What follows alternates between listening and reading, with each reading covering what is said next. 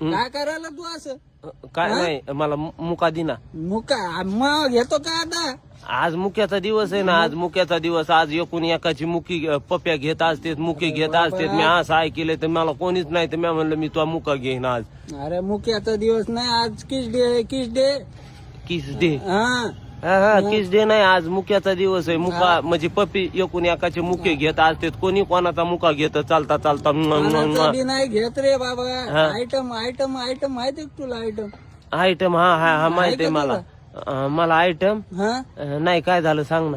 आयटमचा घ्यावा लागत. आयटमचा मुका घ्यावा लागतो. असं कोणाचा घेशील तर हानते ना बुटाडा ना तुला. मी असं ऐकलं रस्त्याने चालता चालता आपण कोणाचा मुका घेऊ शकतो.